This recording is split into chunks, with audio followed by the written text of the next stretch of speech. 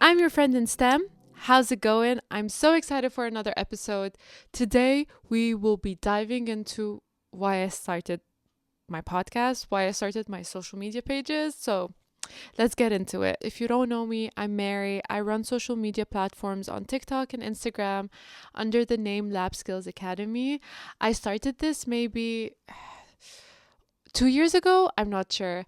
But it's just been a crazy 2 years. Now I have a podcast.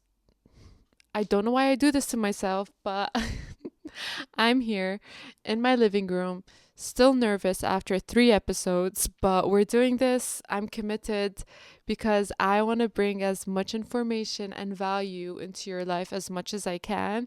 And if that means me going out of my comfort zone to do this, you betcha I'm gonna do it.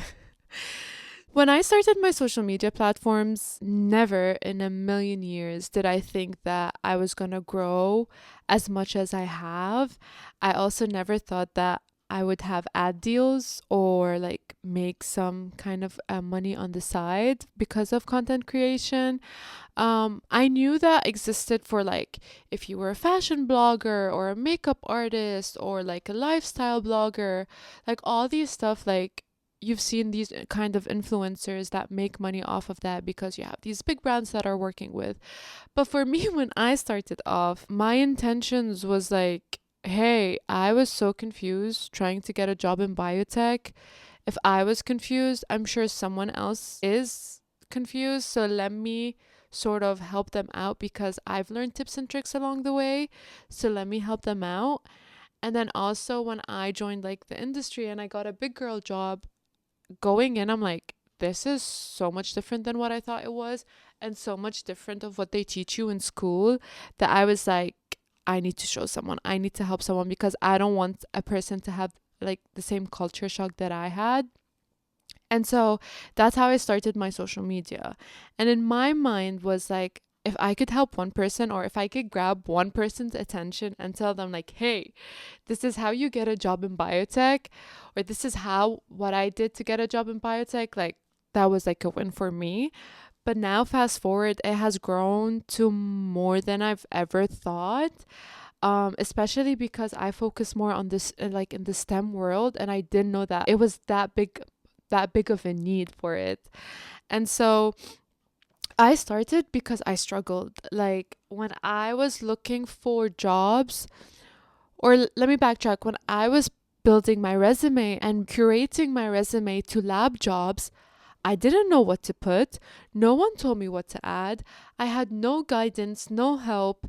I just didn't know what was considered lab work and what was not considered lab work.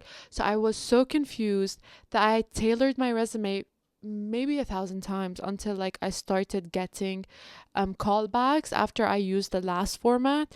And then I'm like, oh, okay, if with this format I got a call back, let me tweak it in to see. So like through trial and error, I got like a good resume that made me get a lot of interviews during my co-op time that I talked about before. I didn't really dive into how I got my co-op, so this is where I like dive in a little bit. So I didn't know how to build my resume and I had to learn it on my own and I struggled to make it right. But I eventually got it right and I applied, I got job interviews, I interviewed, but when the job interview came along, I didn't know what to expect. I didn't know how to prepare for an interview. Like I had zero information of what to expect. And my school didn't prep me, my friends were in the same boat as me, so we were like all in this together, like we don't know what's going on. And then through trial and error, I learned that, oh, how to prep for interviews, how to, what kind of jobs I can apply to, what kind of jobs my resume fits in. And because I learned all of that, I'm like, I just want to give that information to someone else. How to show up to an interview, how to prep for an interview, how to build your resume. This is something that I've post about and I value so much because I know I struggled and I know at least one person struggles. So that's sort of the idea of how I started posting on social media. I also wanted to post relatable content because I feel like we all struggle with dilutions and we might be ashamed of it, but it's true. We all do. It's a funny thing. It's funny. And it's okay if we're not good at math. And I wanted to also showcase that, hey, I might fail one experiment 4 times, but we're still here, you know? And also sharing that relatable content, I feel like really humanizes the STEM world and the lab work and the STEM field, that I just wanted to bring that out there. And when I had like one post blow up, and because it was like relatable content, I don't remember what it was about, but I just realized that people want to see more of that. They want to, one, learn how to be in industry or how to thrive as a STEM major, and two, how like the relatable things that we all go through. Like we all contaminate ourselves. We all don't know how to run ddPCR, or we hate running Western blots. So trying to bridge that and bring that to the world and showing people that, hey, you're not alone, that just like makes me so happy that I see people tagging their friends or being like, oh, this is so us, or like DMing me, we're like, you're so relatable for this, like thanks for sharing that. So that's where my inspiration comes from, and why I started my social media, because of things like that. And the reason why I started this podcast and I called it When in STEM is because on my social media like TikTok and Instagram, I was really focused on only biotech, but I had a range of people from all over the STEM field trying to be like, hey, can you help me with this? Can you help me with that?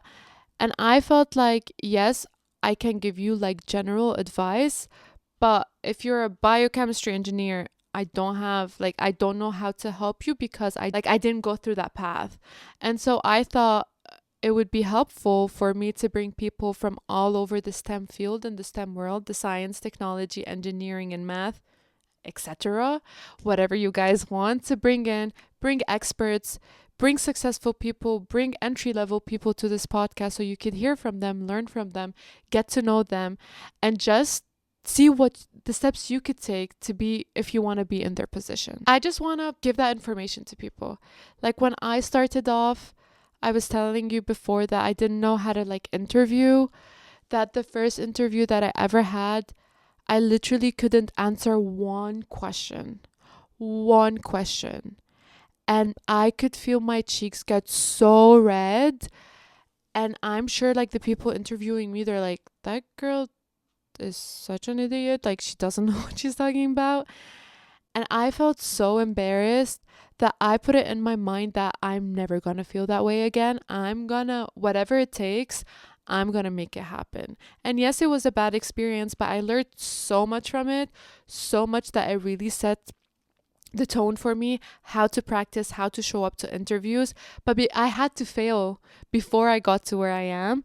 And so having that experience made me want to be like, okay, no, I don't want anyone to feel that way.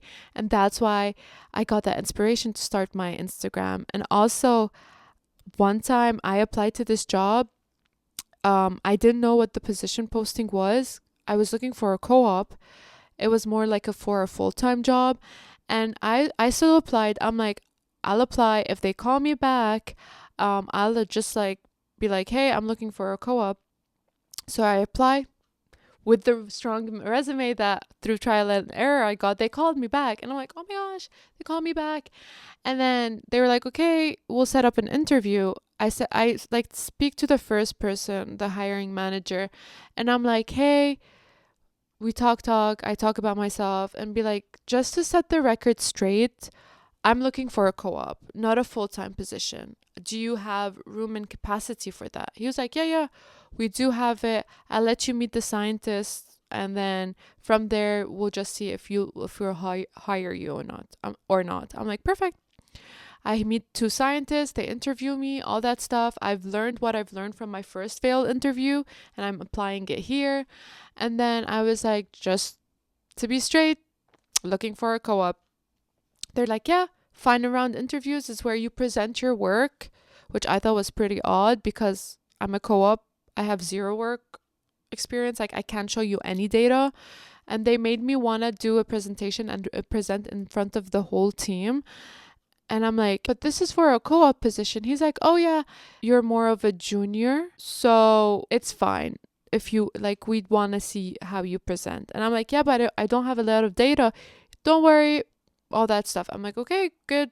Weird, because as a co-op or especially entry level, they really don't make you present your data. So I was like, okay, showed up, presented the little data that I had from my master's degree.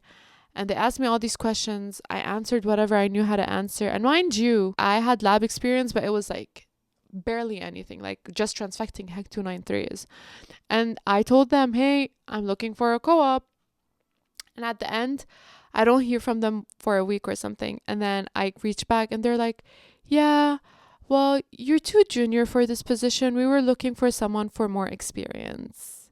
And I'm like, excuse me? I told you from the start I was looking for a co-op position. I know I'm not, like, I don't have the skills for a full-time position. I told you that I'm just a co-op. I'm new, barely an entry-level position. And you still made me go through that whole process, like presenting and making a fool probably out of myself, because you're like, this is not science. For you to tell me, oh, yeah, sorry, we're looking for like a more experienced person. So I'm saying this to say that with all the trials and errors that I had to go through, and I don't call it humiliation, but I just don't want you guys to go through that, waste your time and do all of that. So I try my best to demystify the ways of how you could apply and how you get a job. And this podcast, I feel, will even give you more information because it's a longer format with people who have been in your position and people who are in higher positions that you probably wish to be in or wish to have or wish to be a part of. So that's why I created my social media. I created this podcast because I want to be the one to give you that information, like bridge that gap, because I want to help you, because I knew I needed that help. I know someone else needs that help. So I'm so excited for this podcast. This is the last episode from the pre-pods. The upcoming episodes, there are going to be guests. We're going to have Career Corner. So don't forget to submit your questions, scenarios in Career Corner. You can submit them in the comments or use the link in the description. And please, please, please like, comment, subscribe, and share with a friend, because I want to help you. So I really hope you want to help someone else. See you in the next episode.